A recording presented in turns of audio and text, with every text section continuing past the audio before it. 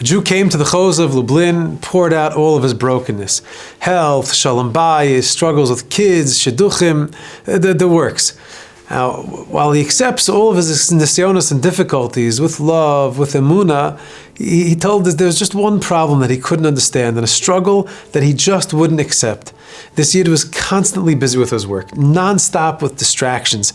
Tirdas parnasa, and because of being so busy with his parnasa and his livelihood, it made it impossible to focus on Torah and mitzvahs. He begged the Chos of Lublin to daven for him, that all these obstacles should be removed, that he should be able to be an Eved Hashem with a little bit of menuchas hanefesh. Now, Chos of Lublin looked deeply into this Yid's eyes and he krechts, he let out a real sigh.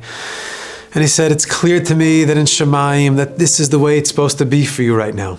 What's required for you in heaven right now, with all of your pizur hanefesh, with all of your confusion and distractions, all the difficulty and hassle that you're encountering, it's exactly for you to be able to do exactly your avodah this way, to be where you are, to struggle and to serve God exactly the way it is.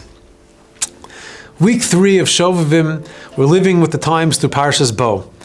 As preparation for Gulas Mitzrayim, Hashem tells Moshe, Bo el Paro, come to Paro, for I've hardened his hearts that you should know, Ani Hashem. The Mefarshim point out that the Torah's choice of words are a little strange. Wouldn't the instructions to confront Paro be more appropriately framed with the imperative, Lech el Paro, go to Paro, meaning sending Moshe on a mission, representing the Jewish nation before the evil ruler. Lech, go, is an encouraging word. Meaning go with success. Go present your message with confidence and faith. Go gesint hate. But here, it's not that way. It's not the way that HaKadosh Baruch Hu spells it out. Hashem is telling Moshe, Bo el Paro, come to Paro.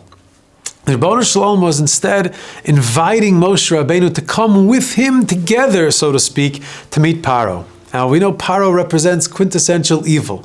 He was a rasha, a brutal tormentor whose reign of darkness is a template for all subsequent exiles and sufferings. In Torah Samach Daled, Rabbi Nachman of Breslov explains L'Kut Maran that Paro also represents rebellion against Hashem. He represents kfira, denial of faith in the Creator.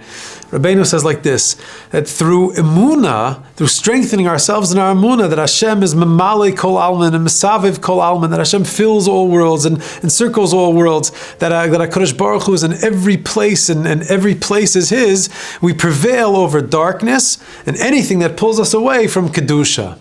This is how Rabbeinu explains HaKadosh Baruch Hu's instructions to Moshe, come with me, hand in hand, together we'll meet Paro. Head on. We'll meet Paro head on. All of the evil, all the heresy, the kfir and the darkness, you have to know you're not alone. We'll face these dark places together. Now, any time that a Yid encounters kfira and golus, we should know that we're not alone. Even in the darkest places, even our most desperate, lowly, embarrassing moments, Hashem is with us. In our exile moments, in our golus moments, it's as if the Ribbono Shel Olam is saying to us, don't be afraid of the dark. Paro is mine. I created the distraction. I created the nisyonos, all the doubts, all the hassle, the pizur nefesh, all of it, the averos, all of your challenges. It's all from me, and it's all with me.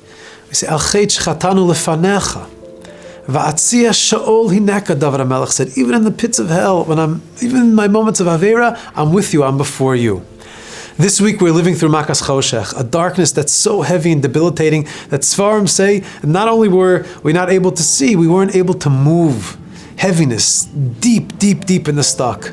Ulechol b'nei Yisrael hayor b'moshvosam. But by Yidden, Jewish homes, they were light. Being in exile, being in Galus means being out of place. Light is covered up. There's a heaviness. There's a darkness.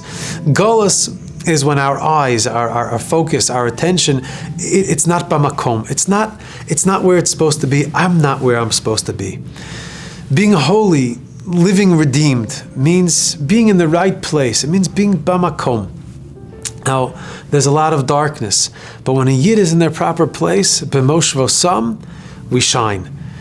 The tikkun, the geula of Shovavim reveals that by a Yid, it's always lit up. We're always lit. So of course we're davening and we're asking for brachos to be delivered away from these nisyonos and away from these distractions, out of this darkness. But let's remember this Shovavim, that Hashem is inviting us to come with Him and to have emunah in ourselves and in the truth that Hashem is always with us. May we be b'makom, may we be in our proper place, and may we be strengthened, lit up, wherever and however we may be. Thank you, Hashem, for illuminating days of Shovavim.